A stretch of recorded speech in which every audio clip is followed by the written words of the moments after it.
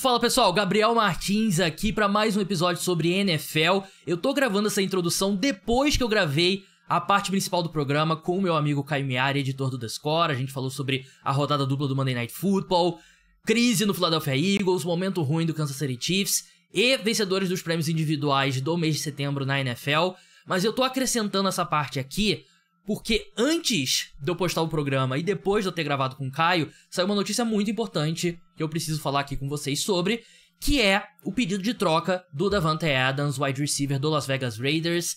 A gente já imaginava que aconteceria isso, a gente até falou um pouquinho do Davante Adams numa parte ali sobre trocas envolvendo o Kansas City Chiefs, mas depois dele não ter sido relacionado de forma meio misteriosa no último jogo dos Raiders, o técnico dos Raiders falando sobre jogadores, tomando decisões de negócios e tudo mais e tal. E o fato dos Raiders não serem um time competitivo e o Davante Adams já ter 31 anos, tudo levava a crer que seria difícil ele terminar a temporada na franquia, né? E eu listei aqui alguns times que eu acho que são destinos interessantes, mas eu já começo falando que 31 times deveriam ir atrás do Davante Adams, né? Porque ele ainda é um wide receiver muito bom, ele vai fazer 32 anos em dezembro, mas ele não mostrou ainda sinal de declínio, né? Ele jogou muito bem no primeiro ano dele com os Raiders, jogou muito bem no segundo ano dele com os Raiders também, mas já ali com Gardner Minshew não, desculpa, foi Jimmy Garoppolo, Aidan O'Connell e tal, então eu não tenho preocupação quanto ao desempenho. O quanto tempo ele vai ficar nesse patamar que é a questão, né? E sobre o contrato dele, ele tem mais 3 anos de contrato. Os Raiders trocando o Davante Adams, e segundo a imprensa dos Estados Unidos, os Raiders estariam dispostos a fazer por uma escolha de segunda rodada. O time herdaria um contrato de 17 milhões em 2024, 36 milhões em 2025, 37 em 2026. É um valor salgado que precisaria ser renegociado. Então seria um papo de você traz ele e na próxima off-season você conversa ali sobre uma extensão que você de repente coloca um ano de contrato a mais e tal e dá uma baixada nesse valor. Mas é um valor possível de ser feito, não é nada que tire ali ele do mercado, mas tira alguns times do mercado, né? Porque nem todo mundo tem condições de arcar com esse contrato, né? Eu separei aqui 5 times que eu acho que fazem mais sentido, mas de novo, tem vários times, tem mais aqui. Esse aqui são os 5 principais, até postei um vídeo sobre isso. Começa com o New York Jets, né? Ele voltar a jogar com o Aaron Rodgers seria perfeito demais, a equipe precisa de mais um wide receiver, apesar dele não ser, na minha opinião, exatamente o que a equipe precisa, né? Que eu acho que eles precisam de um pouquinho mais de velocidade, mas, pô, o entrosamento que ele tem com o Aaron Rodgers seria um negócio incrível, e era um negócio incrível, e o Davante Adams ainda é um grande jogador, ainda tem aquele release na linha de scrimmage muito rápido, e o Aaron Rodgers, ele tem mostrado que o braço dele ainda tá lá, né? Então seria um encaixe muito bom. E o New York Jets é o time mais win now, né, na NFL atualmente, então acho que faria muito sentido. O segundo, e eu acho que dá até pra agrupar 2 times aqui, é o Kansas City Chiefs e o Los Angeles Chargers. Os dois eu acho que os Raiders não fariam por conta de serem rivais de divisão. Os dois precisam de wide receiver, principalmente os Chiefs. Acho que esse preço sobe ali pra uma escolha de primeira rodada, e mais do que isso até, porque você não vai ajudar os Chiefs se você é o Raiders, mas ele seria perfeito. Ele seria perfeito pra essa equipe, a equipe tá desesperada por um wide receiver 1, e eu falei no restante do podcast sobre nomes que eu acredito que podem ser alvos do Kansas City Chiefs. Os Chargers também precisam, mas aí é a mesma coisa, não acho que os Raiders trocariam o Davante Adams pra dentro da divisão. Um que faz muito sentido também é o Washington Commanders, porque é um time que tem o Jayden Daniels voando, e ele tá no contrato de calouro ainda, então a flexibilidade financeira que a equipe tem, eles podem absorver esse contrato sem muitos problemas. Então, se o Commanders acredita e tá numa janela ali de poder competir, eu acho que eles têm que ir mesmo atrás do Davante Adams. Acho que ele seria perfeito, porque a equipe não tem um grande corpo de wide receivers. Tem basicamente o Terry McLaurin, né? E aí você coloca o Terry McLaurin de um lado, Davante Adams do outro, com o Jayden Daniels, que tem sido absurdamente preciso. Eu acho que seria um encaixe incrível, e eu acho que o Commanders tem que ser muito agressivo porque tem que levar a sério. Tudo bem, é um mês só, pode ser que o Jaden Daniels caia de nível, a gente já viu ataques com o Cliff Kingsbury caírem de nível, né? Mas eu acho que vale a aposta. Outro que seria muito interessante, um retorno ao Green Bay Packers.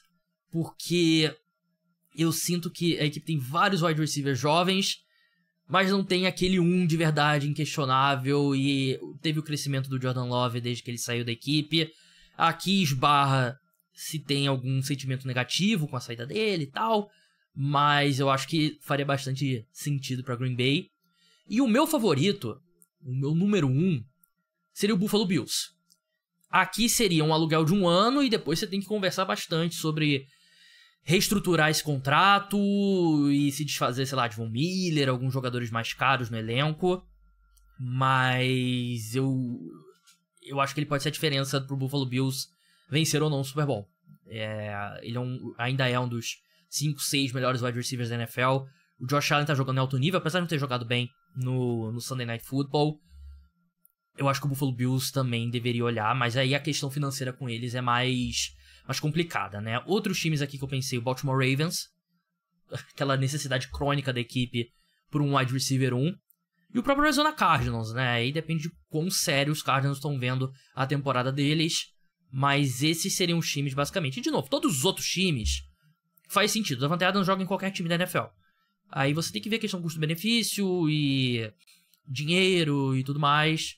Mas é isso. Então vamos passar pro resto do programa. Tá bem legal minha conversa com o Caio Miari. Nada que a gente falou envelhece, né? Porque é uma coisa separada. Eu só quis acrescentar pro programa chegar bem completo pra vocês. Então vamos lá pro programa. Fala pessoal, sejam bem-vindos ao podcast Cara dos Esportes. Gabriel Martins aqui pro episódio sobre NFL. Vamos falar sobre tudo que aconteceu na semana 4 da liga. Vamos falar dos jogos do Monday Night Football. 2 times que entraram na temporada como candidatos ao título e estão numa mini crise em proporções diferentes.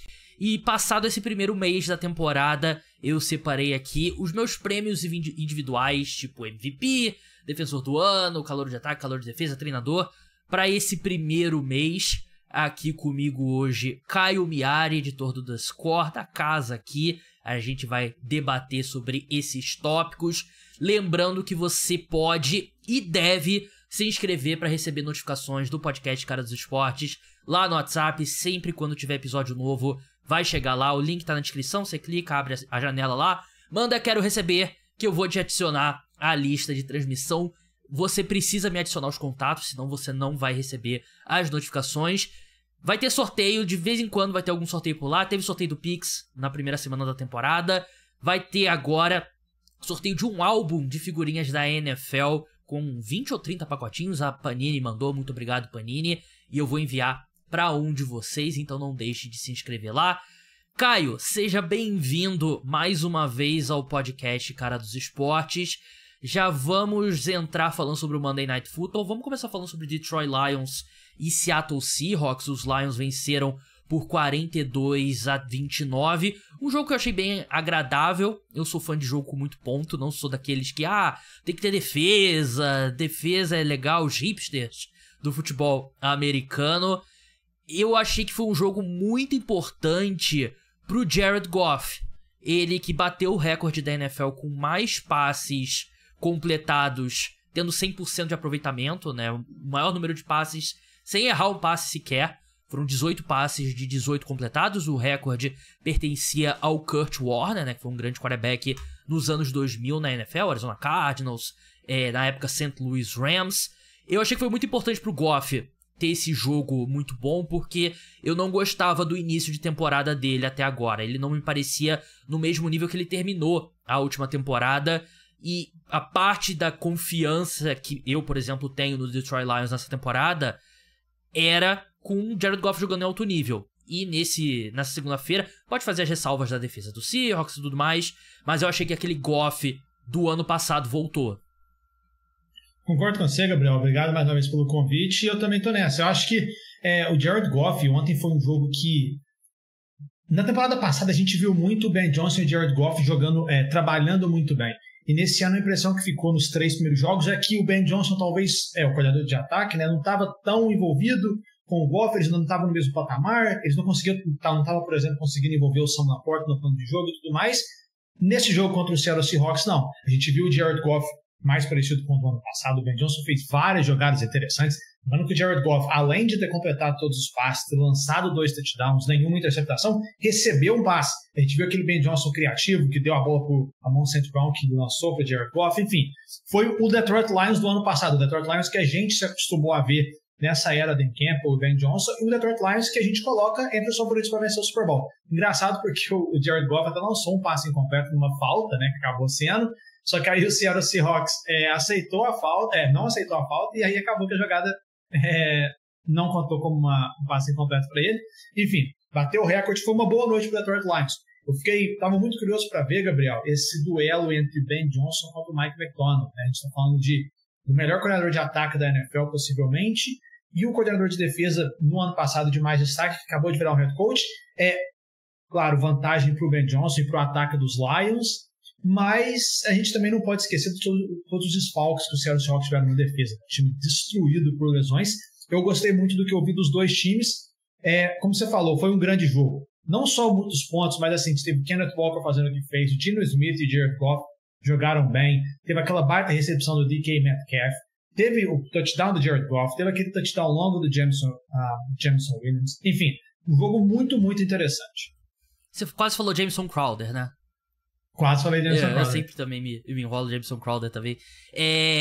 Sim, eu acho que o ponto positivo pro Seahawks é que eu achei que a defesa da equipe, né, a defesa do Sean McDonald, tudo bem, os Lions fizeram 21 pontos no primeiro tempo, 21 pontos no segundo.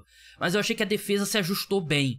Porque no primeiro tempo, os Lions basicamente estavam atropelando os Seahawks pelo chão, fazendo o que eles queriam. E no segundo tempo, eles conseguiram segurar um pouco mais a onda. Claro que abriu mais espaço ali na secundária e o Goff conseguiu... Até ele mesmo recebeu um passe para touchdown. Mas eu não achei... Claro, você cedeu 42 pontos, né? Mas eu não achei que foi um desastre. Eu achei que pegou um time muito mais talentoso enquanto você estava muito desfocado, né? E também tem o fato, né, Gabriel? Leonard Williams não jogou, sim, que é talvez o melhor defensor do time. Aí o Jerome Baker, linebacker do time, não joga. O Byron Murphy, que é a escolha de primeira rodada, defensive lineman, não joga. Sim. O Julian Love sai no meio do jogo. Enfim, teve muitas e muitas e muitas lesões desse time, sim, que atrapalharam bastante. Sim, então acho que tem que ser feito esse contexto, né? E você vê, por exemplo, o Jared Goff terminou com 3 sacks, 26 pressões, né? Não é... Eles conseguiram chegar no Goff, né? O Lions que tava sem o Frank Ragnow, né? O center titular da equipe. Muitas lesões de center nesse início de temporada, né? Saints e Falcons também perderam seus centers. Mas eu acho que foi um jogo muito bom, um dos melhores jogos do Goff. O Amon-Ra St. Brown continua não aparecendo tanto, né? Que eu acho que é uma preocupação. Acho que nem ele, nem o Sam Laporta estão tão bem quanto na temporada passada. Acho que parte disso é as defesas se ajustando. E parte disso é o que eu falei. O Goff não começou tão bem. Eu achei que o Ben Johnson eu não via muito... Eu via mais culpa do Goff do que do Ben Johnson nesse início de ano. E eu achei que o Ben Johnson foi mais aquele jogo de prime time e tal. Vamos jogar a kitchen sink, né? Que é jogar tudo que a gente tem. E eles fizeram isso. Foi um plano de jogo bem mais criativo. Mas eu acho que parte disso é as defesas adversárias focando bastante, tanto no Amon-Ra St. Brown quanto no Sam Laporta ali no... Que os dois ocupam também uma região parecida do campo, né, Caio? Ali aquela região do meio, passos intermediários e tal, e acho que nenhum dos dois tá repetindo o desempenho de 2023 até agora. Nenhum dos dois estão, mas assim, um jogo ruim, né, entre aspas, do Sam Laporta, teve 6 recepções, 45 jardas e um touchdown do Amon St. Brown. De fato, o Sam Laporta, ele tá bem abaixo, mas, de novo, a gente viu mais dele. Ele estava avaliado também, né? Ele não tá 100%. E também é engraçado como, às vezes, as coisas acontecem no futebol americano, que o Detroit Lions fez 42 pontos e o Jared Goff jogou muito bem, só que só, entre aspas, 2 passos para touchdown, porque teve muito touchdown curto. E que o time chegou ali na linha de 2, 1 jarda, e aí você só entrega pro running back. Isso aí acaba sendo uma coisa... circunstancial da partida, mas a gente vai começar a ver ao longo da temporada, ainda mais com o Ben Johnson e o Jared Goff entrando na mesma página, algum touchdown do Sam Laporta, que a bola, ao invés de parar na linha de 2 jardas, para na linha de 5, e aí você consegue fazer um passe, usar um play action. Enfim, eu ainda não estou preocupado com o Amon St. Brown e com o Sam Laporta, não estão naquele mesmo nível de 2023, porque, de novo, é um time que tem muita gente aparecendo, né? O Jameson Williams tem aparecido demais nessa temporada. Ele está se tornando, de fato, um cara consistente, não só aquele jogador que vai fazer uma grande jogada e sumir, não. Ele tem produzido com mais frequência. Enfim, eu gosto muito desse time do Detroit Lions e acho que 2024 tem um pouquinho de ajuste. Lembrando, né? O Sam Laporta teve uma baita temporada de calouro. O Amon St. Brown foi ao pro na temporada passada, então as defesas vão começar a se ajustar, mas a eles tudo depende de como o Detroit Lions responde a isso. E eu acho que é só questão de tempo até a gente ver esses dois voltando a produzir ainda mais do que eles têm feito. Concordo. E sobre o Seattle Seahawks, achei que a defesa jogou, como eu falei, né? Acho que segurou as pontas, né? Não jogou bem, mas levando em consideração todo o contexto que a gente explicou. Eu gostei muito da atuação do Geno Smith. Eu sei que ele terminou com uma interceptação, mas eu achei que ele teve um fardo muito grande. E correspondeu, né? Ele tentou 50 passes, 56 passes, né? E eu achei que ele fez um jogo muito bom. O DK Metcalf, tirando o fumble, fez uma partida muito boa. A recepção que o Caio citou, né? Contra uma defesa dos Lions que melhorou bastante, né? Em relação ao ano passado. O primeiro tempo foi muito bom. Aiden Hudson acabou sem sack no jogo, mas ele gerou muita pressão. Eu achei que a secundária do Seahawks, do Lions, batalhou bastante. Mas esse time do Seahawks, eu acho que se chegasse 4-0 depois de 4 semanas, acho que era demais pra equipe, né? E perdeu pra um jogo que um adversário mais qualificado do que eles, né? O time dos Lions é melhor, é um elenco bem superior. Então acho que 3-1, ainda assim, eu acho que é um primeiro mês muito positivo pro Seattle Seahawks, né? E além do que eu esperava. Eu lembro que a gente fez o podcast dos palpites pra temporada, você teve o Seahawks, né? Não lembro se vencendo a divisão ou indo como wildcard. Chegando aos playoffs pelo wildcard. O wildcard, né? Eu não tinha eles nos playoffs. Então, ao que tudo indica, você tá certo nessa. Porque é um time que começou além do esperado. Porque eu esperava uma curva de aprendizado maior, com um treinador novo. Mas eu acho que o Mike McDaniel vem fazer um trabalho muito bom nesse primeiro mês. Eu concordo com você. E o time tem feito isso, Gabriel. Apesar da linha ofensiva estar muito, muito diferente do que o time esperava, né? Muitas lesões. Acabaram de contratar o Jason Peters, interminável, aos 41 ou 42 anos. Exatamente, então, cara que já foi pro Pro Bowl 9 vezes, mas enfim, isso mostra que o Seattle Seahawks está um pouquinho desesperado com a questão da linha ofensiva. As lesões da defesa é só questão de tempo, né, até voltar. Eu gosto desse time do Seattle Seahawks. Como você falou, perder pro Detroit Lions em Detroit fazendo o que fez, dentro da normalidade. O Seattle Seahawks, nesse primeiro mês de temporada, passou no teste e ainda deu, a gente pode colocar, entre aspas, um pouco de sorte que a divisão, né, a divisão oeste da Conferência Nacional é bem inconstante. A gente mais pode fraca colocar do que assim, a gente esperava, né? Mais fraca, e muitas lesões, né? A gente olha, por exemplo, o São Francisco 49ers, o time já ficou sem o Deebo Samuel, sem o George Kittle, o McCaffrey também não está jogando, o Los Angeles Rams sem o Cooper Kupp, sem o Puka Nacua. Enfim, teve muitas lesões, o Arizona Cardinals já colocava um pouquinho abaixo de fato. Enfim, então tá tudo em aberto e o Seattle Seahawks termina esse primeiro mês liderando. Então, concordo com você. Sem motivos para ficar em pânico, algo, nada do tipo depois dessa derrota para os Lions. Muito pelo contrário, é um primeiro mês positivo para o Seattle Seahawks. Concordo. O outro jogo que eu imagino que jogadores estavam no banco com um tablet assistindo ao Seahawks e Lions, né? Porque ninguém em sã consciência assistiu esse jogo até o fim. Os Titans atropelaram o Miami Dolphins 31-12, um jogo no qual o Will Levis deixou a partida com lesão e o ataque acabou funcionando melhor com o Mason Rudolph, né? A equipe correu bem com a bola e enfrentou um time que acho que essas últimas semanas tem sido um bom... Tudo bem, tem toda a questão do futuro do Tua e é uma questão muito séria, mas eu sinto que o Tua é um grande vencedor dessas últimas semanas porque a gente tem visto o que é o Miami Dolphins sem ele, né? O mérito dele nesse ataque, porque acho que era fácil falar que ele era apenas um produto e tal, mas com o Skylar Thompson, com o Tyler Huntley, não é um ataque minimamente funcional, né? Não é um ataque profissional de futebol americano e os Titans se beneficiaram. Vamos começar no lado dos Titans, Caio. o técnico da equipe já falou que o Will Levis, estando saudável, é o titular. Claro que o outro quarterback é o Mason Rudolph, né? Que, vamos falar em português, claro, é uma merda. Mas é um time que funcionou melhor na segunda-feira com o Mason Rudolph do que o Will Levis, que é um quarterback que comete muitos erros. Comete muitos erros. Ele é muito... Ele não aceita perder numa jogada. Para ele tem que sempre, mesmo quando ele for errar, ele tem que pelo menos tentar fazer algo. E no futebol americano a gente sabe que às vezes você aceitar um sec, às vezes você chutar um punch é melhor do que você fazer um lançamento absurdo. O jeito, quando ele machuca, né, a jogada que ele machuca o ombro, no lance é ele tentando fazer muita coisa, tentando pegar o first down, ele já tinha lançado uma interceptação antes.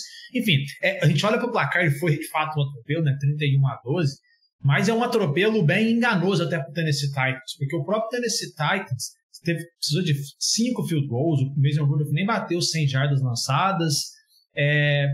Enfim, foi um jogo muito ruim. Foi o oposto do jogo que a gente acabou de falar, né, Gabriel? Do Seattle Seahawks e o Detroit Lions, mas assim, para Tennessee, ganha o primeiro jogo, o time não teve o Jeffrey Simmons, que é o melhor defensor do time, que está machucado. Enfim, eu acho que dá para tirar pouca coisa muito concreta desse time dos Titans, porque você pegou um time dos Dolphins que você sabe que é melhor que o seu, só que tá sem o principal quarterback, e aí é um jogo que não vai tão bem. Você tem algo positivo para esse time dos Titans? Eu acho que a gente pode falar um pouquinho da linha ofensiva. A linha ofensiva dos Titans na temporada passada foi um problema, tanto é que o time pega o Peter Skoronski na primeira rodada, esse ano pega o J.C. Latham na primeira rodada de novo, e ele tem jogado bem. Entre os calouros, ele é o calouro que tem a melhor nota no PFF para proteção de passe. É uma linha ofensiva que tem feito um trabalho melhor também correndo com a bola. Enfim, ontem o Tennessee Titans correu 40 vezes com a bola. Então, enfim, é um jogo que, se dá para tirar algo positivo das poucas coisas que tem, eu destaco a linha ofensiva do Tennessee Titans. E a gente sabe que o Brian Callahan, né, head coach da equipe, que era coordenador ofensivo do Cincinnati Bengals, trouxe o pai dele, né, para ser o treinador de linha ofensiva, né, que é o lendário Bill Callahan, né, que é treinador, já foi head coach na NFL, já foi treinador por muito tempo de linha ofensiva, sempre um dos melhores treinadores de linha ofensiva da NFL, né, e tá fazendo um trabalho muito bom, né, porque, como você falou, desenvolvendo jogadores jovens, e a gente tá vendo que tem sido a linha ofensiva dos Browns...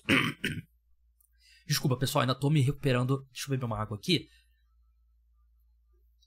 Ainda tô me recuperando da gripe. A gente tem visto que tem sido Browns sem ele, né, porque o Bryce Callahan era o treinador de linha ofensiva dos Browns, ele saiu, e a linha ofensiva dos Browns tem sido um desastre, né? Então ele faz uma diferença grande.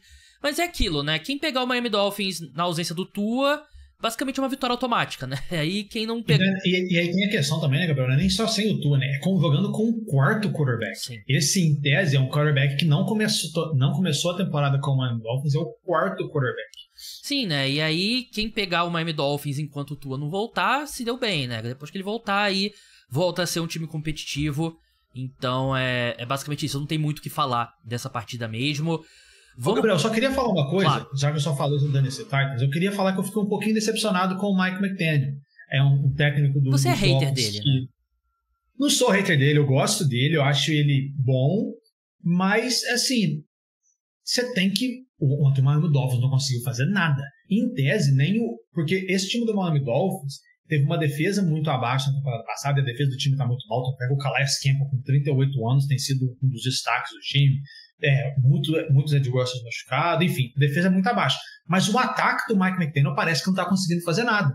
E é claro, não tem o Tua Tagovailoa, que é um grande desfalque, o quarterback titular, mas se a gente voltar 1 ano e meio atrás, o Miami Dolphins conseguiu chegar nos playoffs pegou o Buffalo Bills em Buffalo com o Skylar Thompson de quarterback e fez um bom jogo. O Miami Dolphins já conseguiu produzir ofensivamente com o Skylar Thompson ou com o quarterback reserva em campo. Claro, a gente não espera a mesma produção que o Tua tem, mas eu fiquei um pouco decepcionado que o sistema ofensivo do Mike McDaniel não está funcionando nada. O Tyreek Hill não tem conseguido fazer nada, que é algo que a gente fica até surpreso, porque até sem o Tua ele tem conseguido produzir. O próprio jogo corrido também parece que não está muito envolvido no plano de jogo. Enfim, eu fiquei decepcionado com o Mike McDaniel, não pelo resultado, porque perder sem o quarterback titular, sem o quarto quarterback em campo, é normal. Mas eu esperava mais esse ataque do Miami Dolphins, porque no ano passado e nos anos anteriores o Mike McDaniel tinha feito mais, mesmo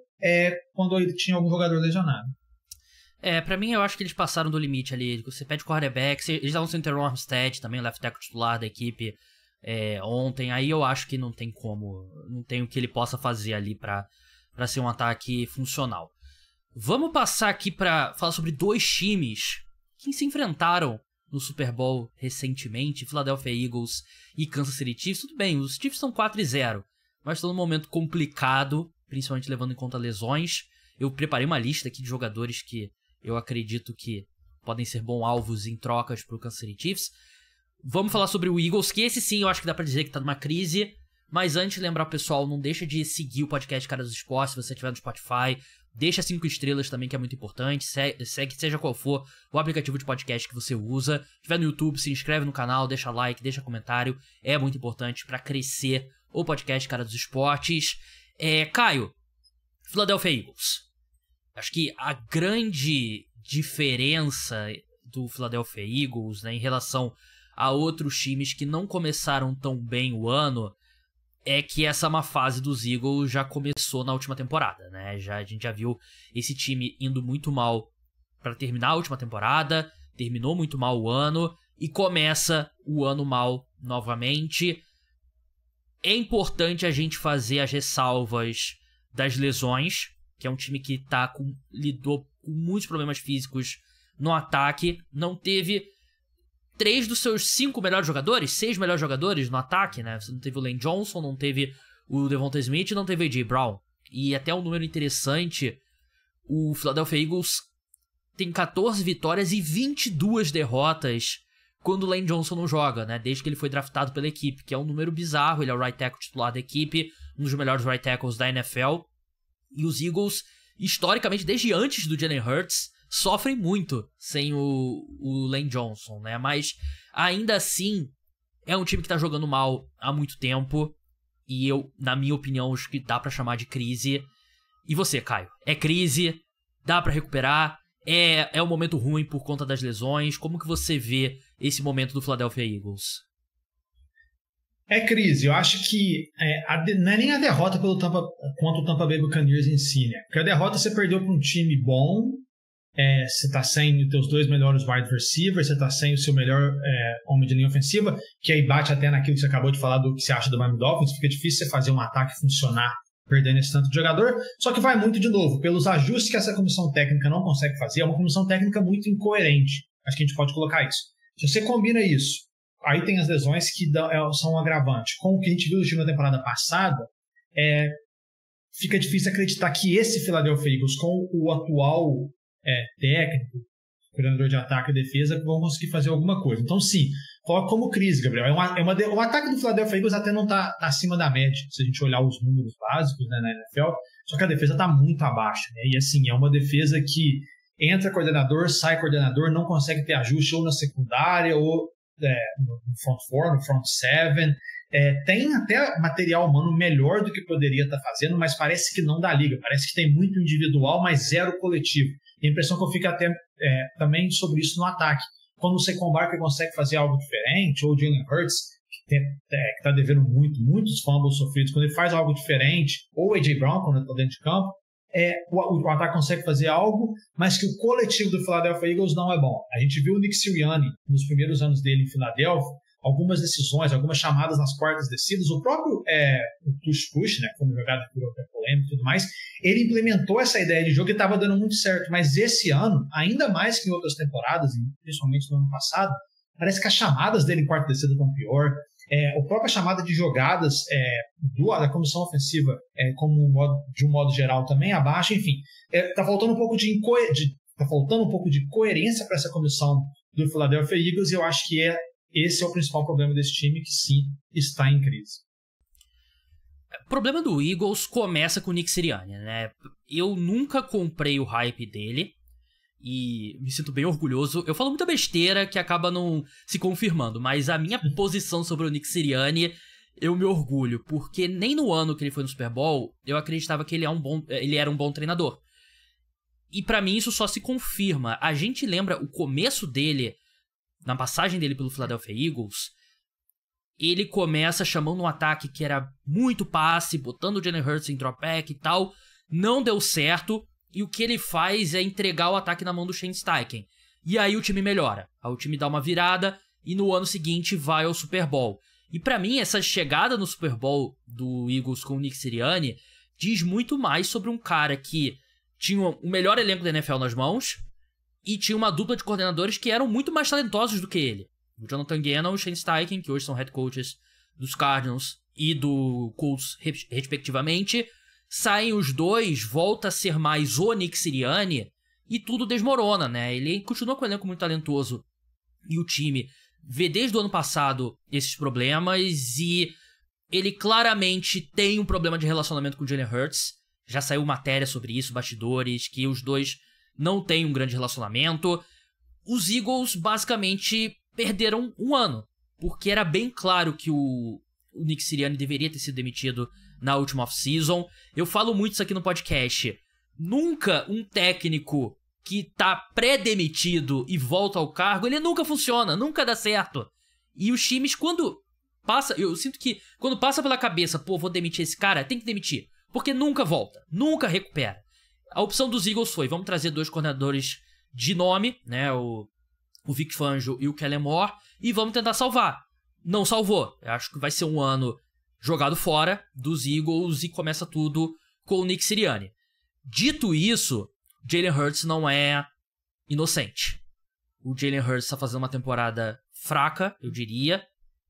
Não é tão ruim como muita gente diz, mas para a expectativa que a gente tem do Jalen Hurts, um cara que foi segundo colocado para MVP 2 anos atrás, é uma temporada fraca. Tem todos os desfalques no ataque, como eu falei, né? E você jogar sem o tackle e seus dois principais wide receivers é muito complicado, ainda mais quando é um trio tão talentoso como é A.J. Brown, Devonta Smith e Lane Johnson. Mas um quarterback do nível do Jalen Hurts, eu gostaria de ver ele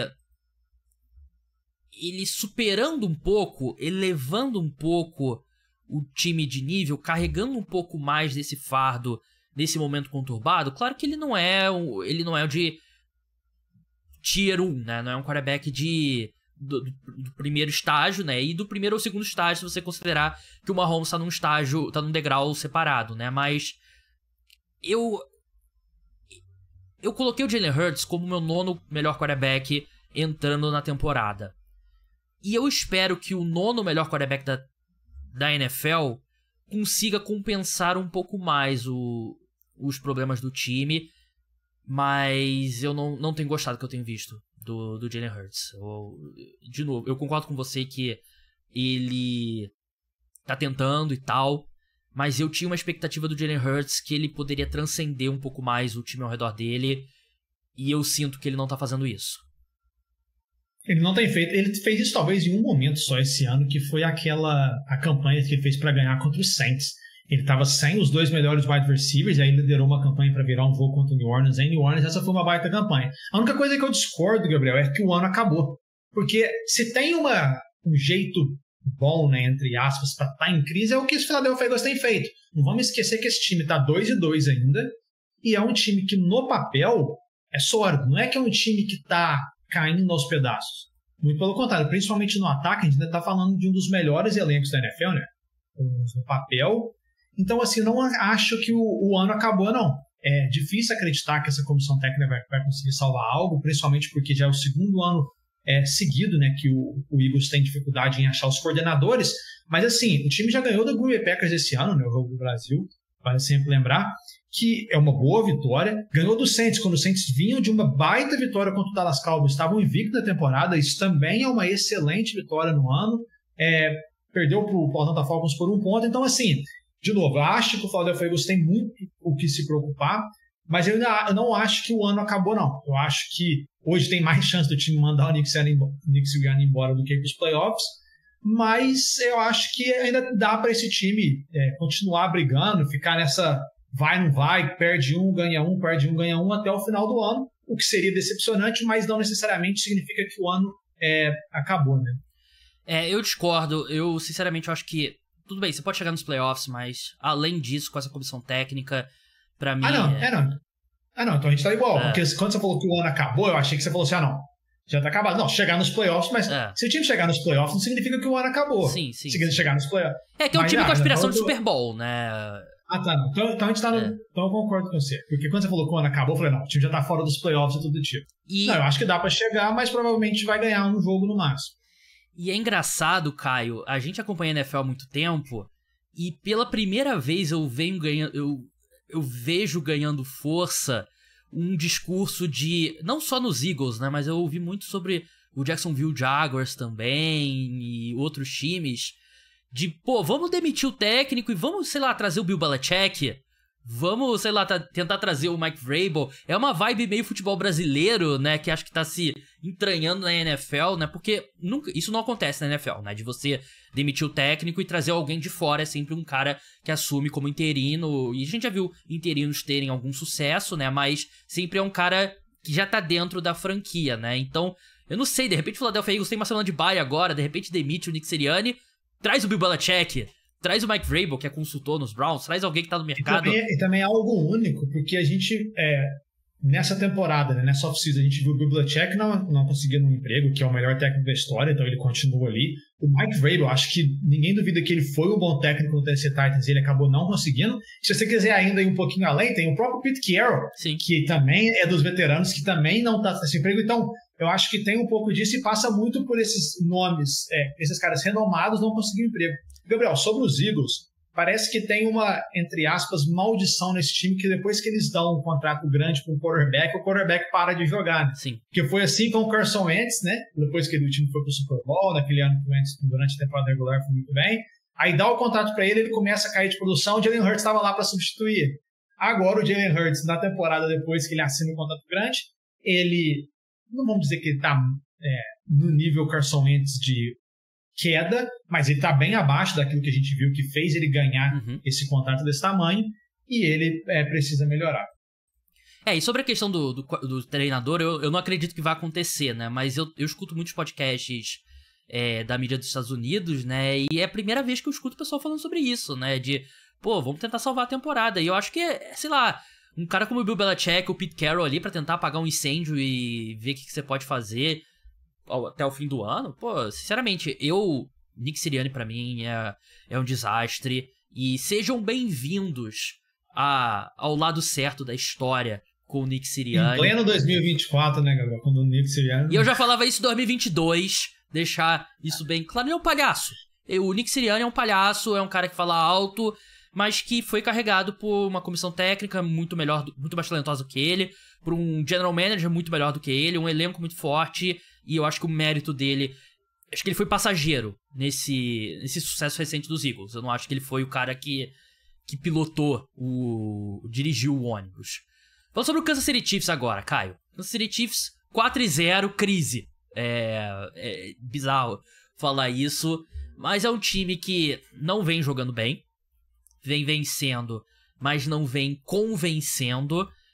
Você olha o saldo de pontos da equipe, né, que é a diferença ali, como se fosse o saldo de gols do futebol.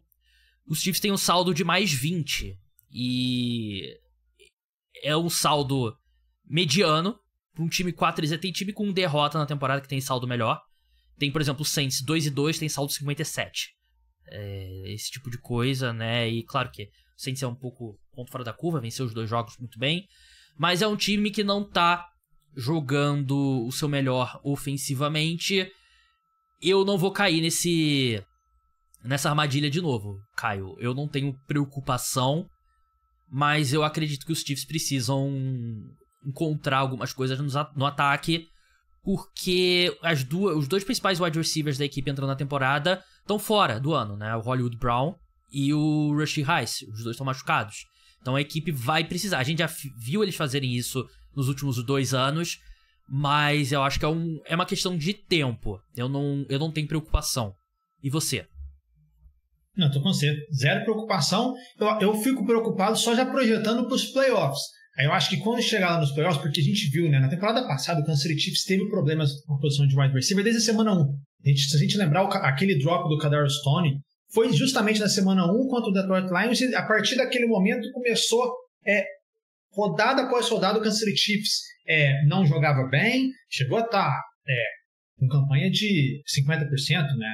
Nem tinha mais vitórias do que derrotas, e aí vai meio, o Travis Kelce abaixo das 1.000 jardas, vai meio que, entre aspas, capengando, só que chega nos playoffs, aí o Travis Kelce sobe de produção, o Rashee Rice tem uma produção muito, muito interessante durante a pós-temporada e o time bate o Super Bowl. Esse ano era para ser diferente, né? Porque o Rashee Rice sobe de patamar, chega o Hollywood Brown, chega o Xavier Worthy. O Hollywood Brown não joga nessa temporada regular, né? Talvez volta para os playoffs, e agora o Rashee Rice também provavelmente não joga.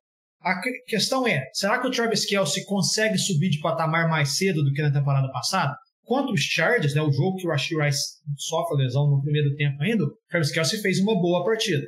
O Xavier Worthy, ele não é feito para ser aquele cara que vai ter 10 recepções por jogo, porque ele não tem nem físico para isso, ele é muito magro, só que é aquele cara para receber bolas longas, aquele cara para fazer o big play, e contra os Chargers ele teve um touchdown de 54 yards. Então, eu dou todo, Gabriel, assim, sem pensar duas vezes, o benefício da dúvida para essa comissão técnica do Kansas City Chiefs com o Andy Reid. Eu acho que tem que ter, sim, certa preocupação, acho que o time tem que buscar, talvez, ir atrás de um outro wide receiver, mas eles vão aumentar mais a produção do Travis Kelce, eles vão colocar mais o Xavier Worthy envolvido no plano de jogo. Não estou muito preocupado, não. O Patrick Mahomes não pode reclamar da ausência de alvos, porque foi ele que machucou o Rashee Rice, né? Aquele lance ali que ele lançou interceptação horrível, inclusive, e assim, isso tudo não absolve o Patrick Mahomes. O Patrick Mahomes não tá fazendo um bom ano. Ele começou mal o ano, e a questão é que a gente confia que nos momentos importantes ele vai jogar bem, né? E como ele assim, vitória em jogo apertado, normalmente é mais sorte do que uma qualidade da equipe, né? Mas já são 6 anos do Kansas City Chiefs fazendo isso, então tem algo, né? É o Patrick Mahomes que ali no final do jogo, se você dá uma chance, ele vai virar o jogo, né? Ele é o maior exemplo do que o Maestro Júnior fala sobre girar a faca, né? Se você não girar a faca contra o Kansas City Chiefs, eles vão voltar na partida, né? E esse é o ponto que a gente confia, né? E essa questão do Travis Kelce, eu concordo plenamente com o que você disse sobre o Xavier Worthy. Ele não é um cara pra ser o seu wide receiver 1. E talvez ele possa ser em algum momento da carreira. Nesse momento, não.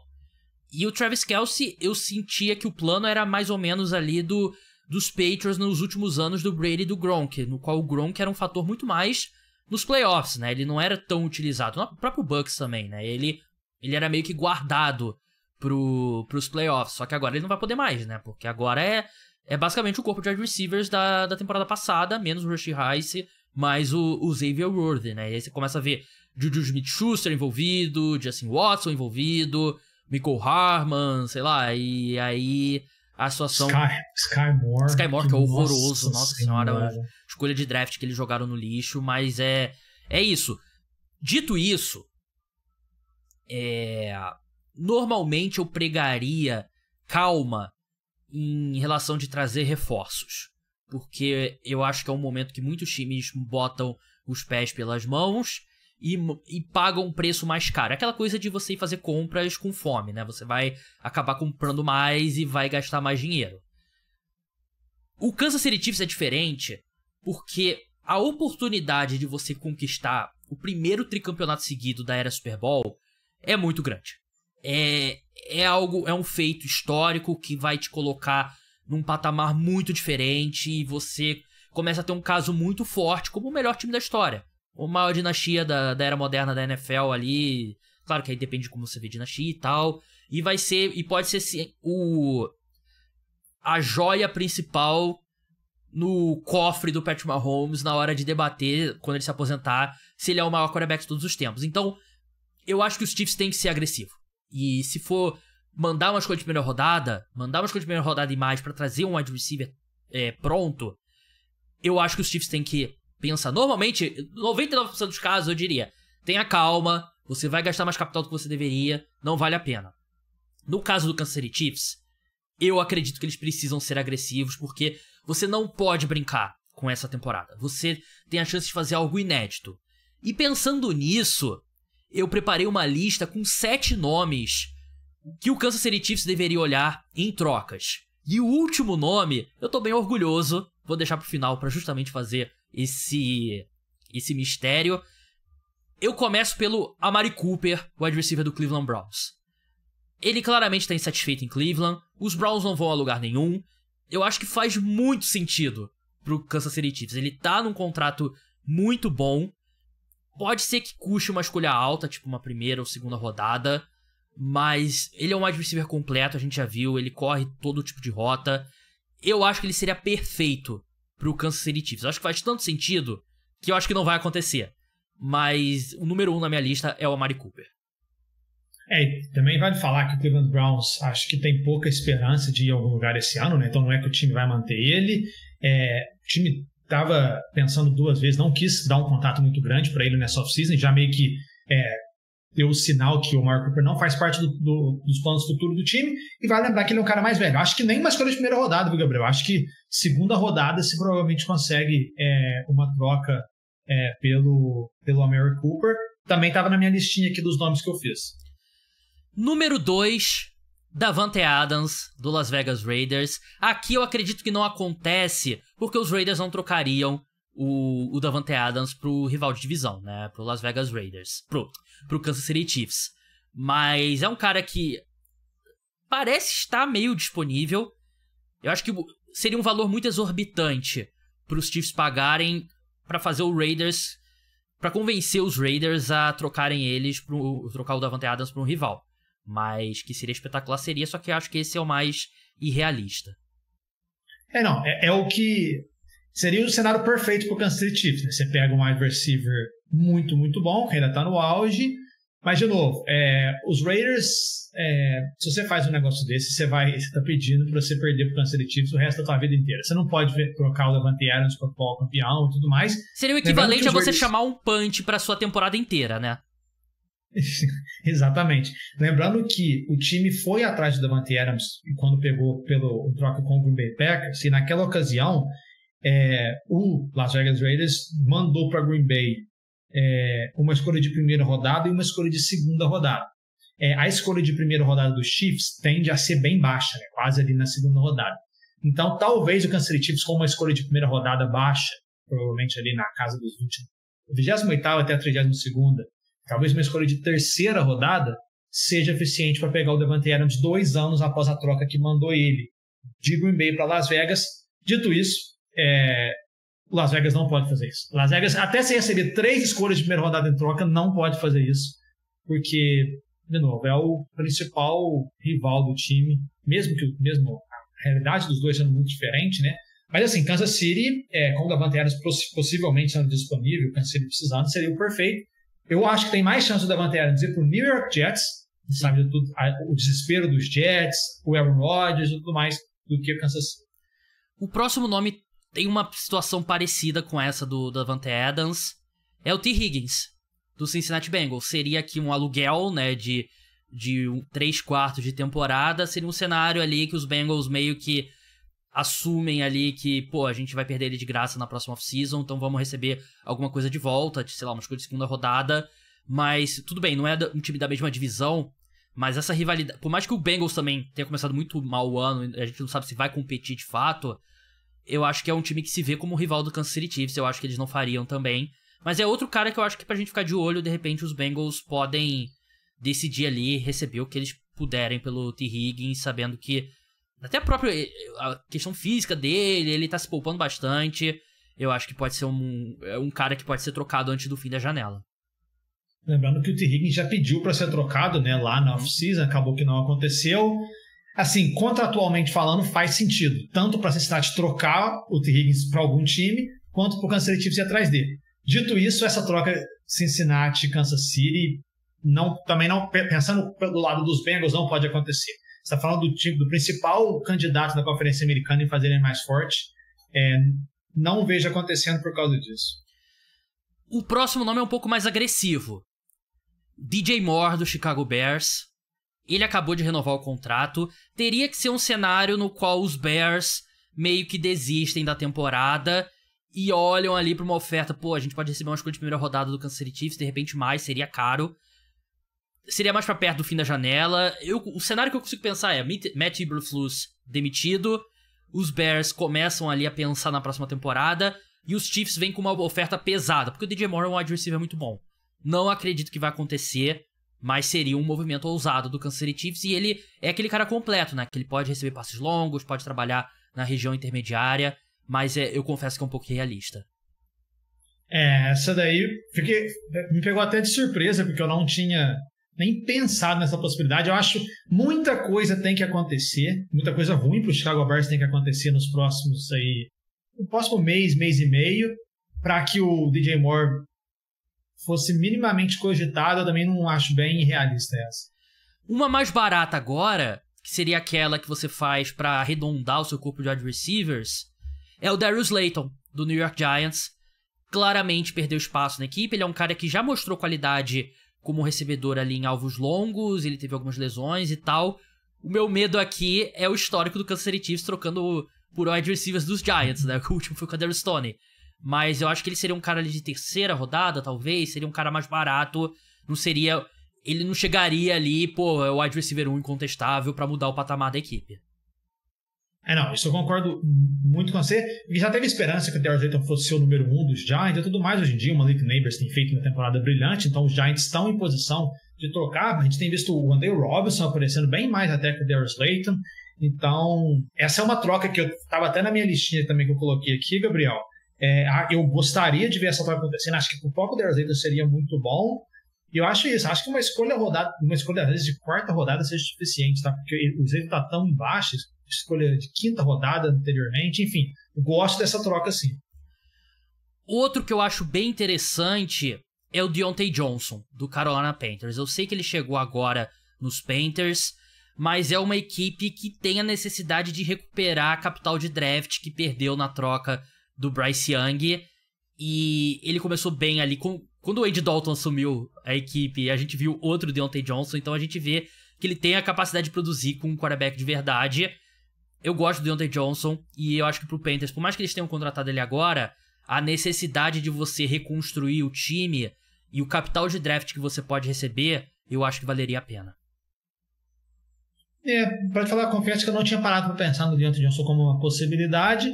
Eu acho que nesse caso faz sentido, mas eu acho muito difícil os Carolina trocar ele, até porque o Adam Thielen tá machucado, e aí se você tira o Deontay Johnson, só fica com o Xavier Legette de wide receiver, né? Então acho improvável que Carolina faça isso. Penúltimo nome. Kyle Pitts, Atlanta Falcons. Eu falei que era uma lista de recebedores, não falei que era uma lista de wide receivers. Como alguém que tem o Kyle Pitts no Fantasy, eu não aguento mais. Ele teve 0 recepções no último jogo. Eu acho que não dá mais pra salvar a carreira dele no Atlanta Falcons. Eu acho que ele precisa de novos ares. E mesmo ele sendo tight end, não um wide receiver, eu acho que ele pode operar basicamente como um wide receiver no Kansas City Chiefs. E mesmo que seja formação com 2 tight ends, com ele e com o Travis Kelce, eu acho que ele acrescentaria. A questão é o preço. Se o Atlanta Falcons estivesse disposto a aceitar uma escolha de segunda rodada, talvez, pelo Kyle Pitts, eu pensaria, de repente, segunda e uma quarta rodada, não daria uma escolha de primeira rodada por ele nessa altura.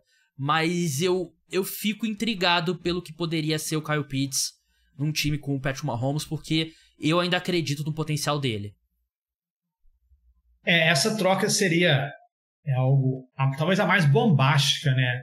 Assim, não tem mais uma, tem mais uma ainda.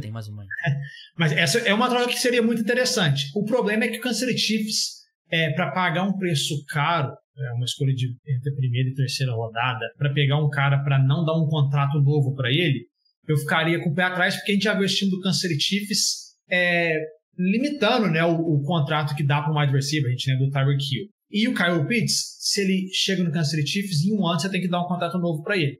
Mas eu consigo ver um encaixe muito bom. Já pensou o que o Andrew Reid faria com o Kyle Pitts no plano de jogo? Seria algo espetacular. E aí você pode fazer aquilo que você falou do Travis Kelce. Você tira um pouquinho a pressão do Travis Kelce ali no meio do campo, até chegar nos playoffs, e aí você vai usando o Kyle Pitts mais e mais. Assim, é difícil imaginar, mas foi uma opção que eu tinha também aqui na lista. A última troca, e essa eu confesso que seria uma das trocas mais bombásticas dentro de uma temporada na NFL, o retorno de Tyreek Hill pro Kansas City Chiefs. O Miami Dolphins tá com a temporada totalmente prejudicada pela lesão do Tua. Como eu falei, os Chiefs precisam ser agressivos. A chance de conquistar um tricampeonato é algo que nunca aconteceu na NFL. Traz de volta o Tyreek Hill, seria uma escolha de primeira rodada e mais coisa? Seria, mas parte do contrato ficaria nos Dolphins, então eles não absorveriam tanto dinheiro assim. E você tenta fechar esse ciclo com um cara que começou a dinastia do Kansas City Chiefs, né? Que é o Tyreek Hill, que ainda é provavelmente o cara mais rápido, um dos caras mais rápidos da liga.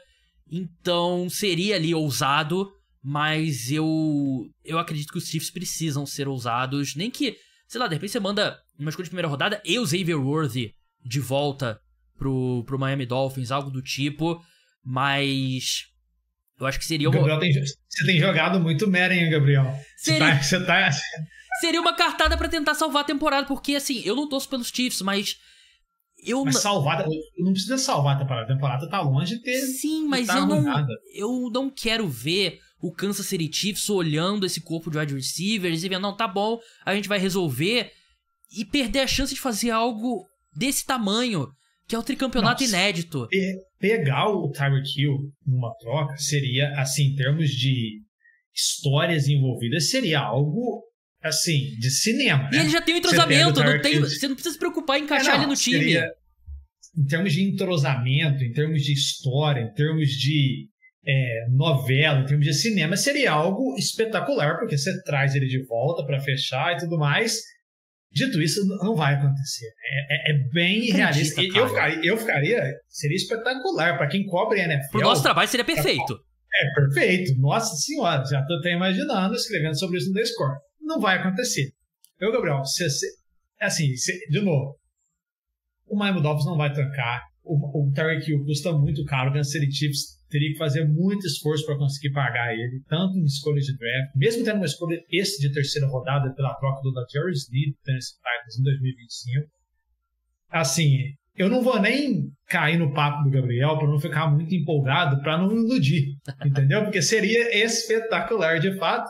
Gabriel, peguei 3 opções aqui, um pouquinho menos... Posso falar só o contrato que o Kansas City Chiefs herdaria do Tyreek Hill? Pode.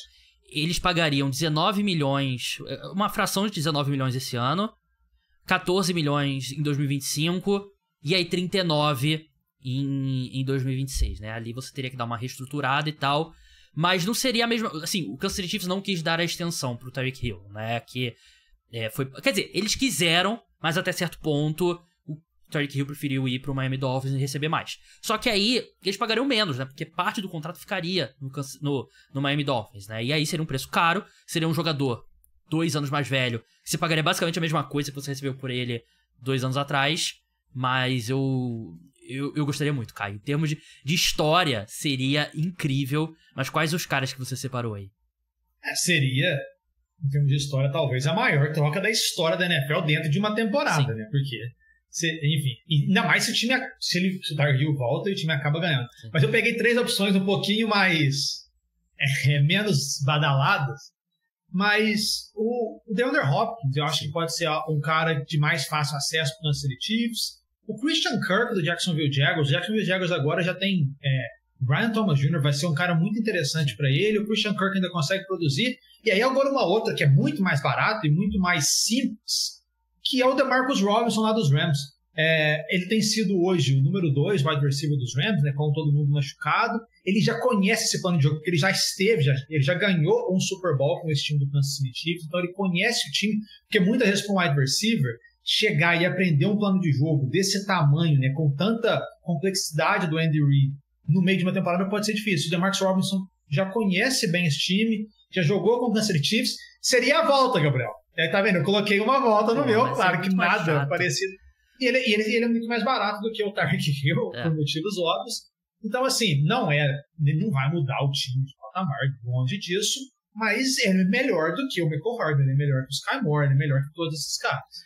Sim, o DeMarcus Robinson é um bom nome mesmo, teria que ser, assim, depois que o Cooper Kupp e o Puka Nacua voltarem, né, porque os Rams não tem ninguém nesse momento. Eu pensei no Christian Kirk, mas ele por ser um cara mais ali de slot, eu acho que não é exatamente o que os Chiefs precisam.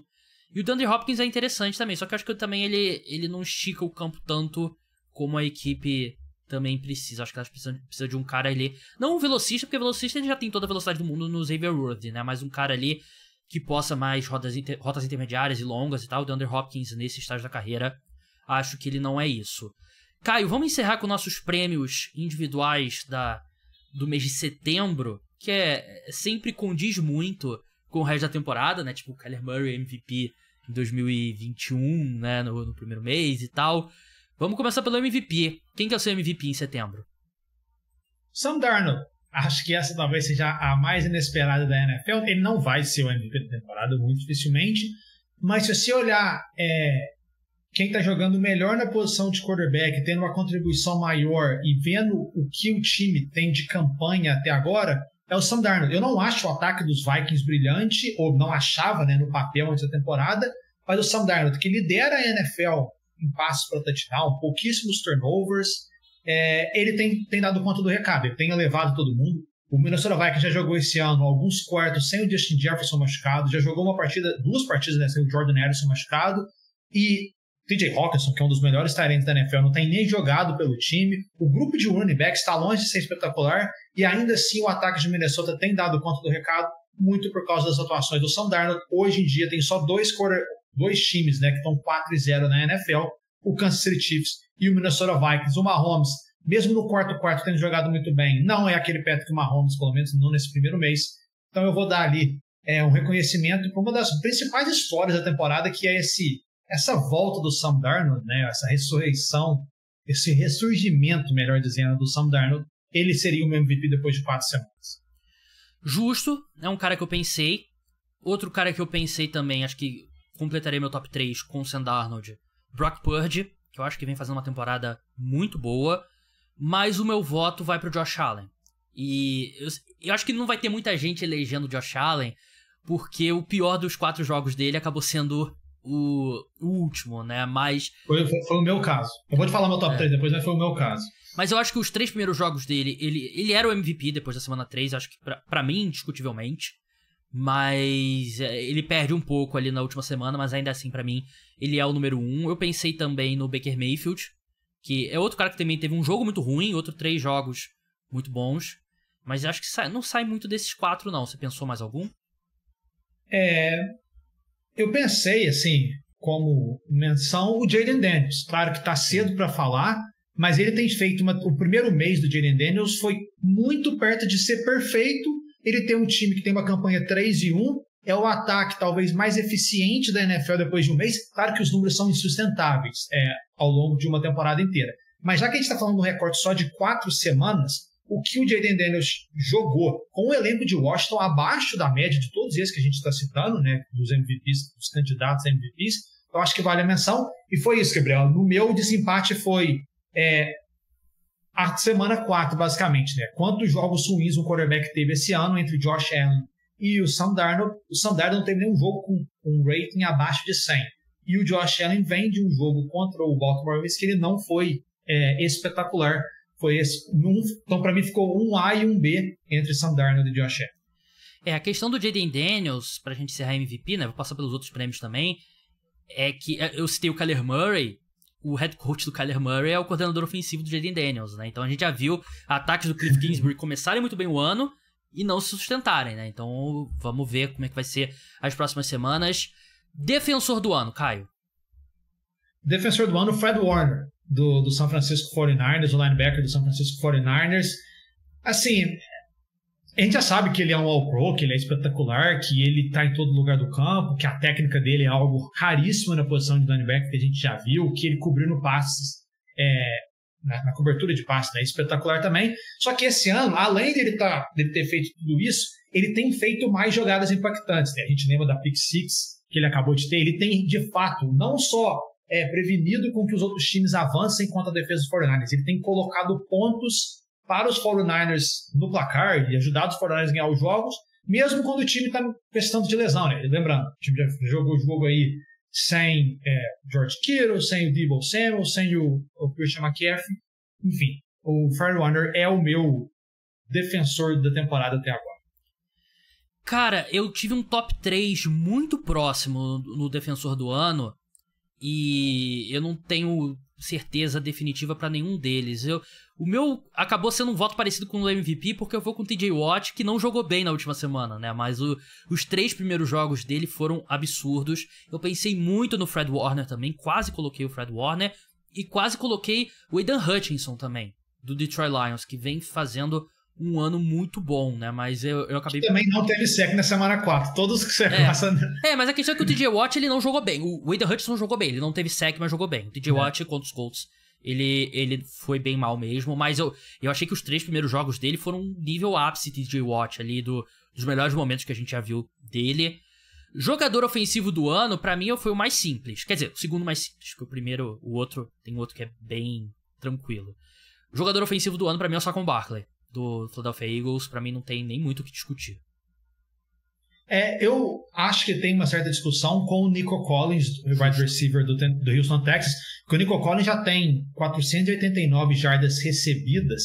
Nenhum outro wide receiver tem mais que 386. Ele tem mais de 100 jardas recebidas de gap, né, entre um para o outro, só que quando você vai para os touchdowns, entre aspas, só 2. E o Saquon Barkley já teve muito mais touchdowns produzidos, já teve jogo com 3, enfim.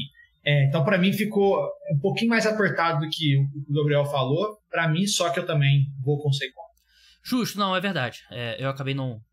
Na hora que eu falei, eu considerei ele na hora de fazer o prêmio, mas na hora que eu falei aqui eu esqueci do Nico Collins, que um dos melhores contratos da NFL, né? Se não me engano, 24 milhões de dólares por ano. Nem isso, talvez. Eles conseguiram uma renovação muito boa com ele, o Houston Texans. Boa pro Texans, né? Não boa pro jogador.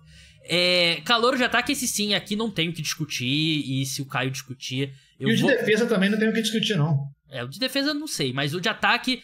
Se o Caio falar qualquer coisa que não seja Jaden Daniels do Washington Commanders, eu vou pegar um voo até Toronto, vou bater no Caio lá pessoalmente. Porque aqui não tem como, né? É o Jaden Daniels. A gente citou ele ali na hora de falar de MVP. Não tem como. Agora, é uma pena que pode acabar sendo muito o que foi na temporada passada, que o CJ Stroud teve o ano que teve, e ele foi o calor do ano. Só que uma temporada igual, por exemplo, o Puka Nacua, que foi brilhante, e acabou não ganhando porque teve um outro cara que foi magnífico. O Malik Nabers, wide receiver dos Giants, tem jogado um absurdo. Lidera a NFL em recepções, é segundo em jardas, lidera a NFL em targets, mesmo jogando num ataque abaixo da média com o Daniel Jones, mas, de novo, não tem... Assim, ele seria, sem dúvida nenhuma, o segundo colocado, mas o primeiro não tem... Eu amo o Malik Nabers, sou muito impressionado por ele tá sendo ainda melhor do que eu esperava, mas ele é o Puka Nacua desse ano, como você bem falou, né? Tem um Jaden Daniels na frente, não tem como. Quem você falou que é o calor de defesa que é indiscutível? Eu só tô em dúvida agora. O Jared Verse. Sim, é o meu também. É porque eu não acho que ele tá tão destacado assim, mas ele tá fazendo um ano muito bom. Então, até puxando o gancho, né? Eu dei as notas para todos os calores de primeira rodada, igual eu faço todo ano lá no The Score para esse primeiro mês, Gabriel.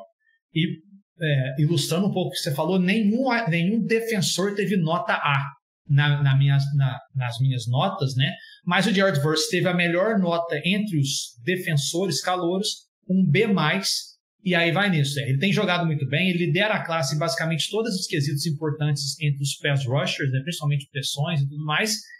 A defesa dos Rams está longe de ser brilhante, mas ele é o principal cara desse setor. Sigam o Caio no @CaioMiari nas principais redes sociais, leiam os textos dele no The Score. Caio, muito obrigado pela sua participação e até a próxima. Obrigado, Gabriel, sempre um prazer estar aqui e até a próxima.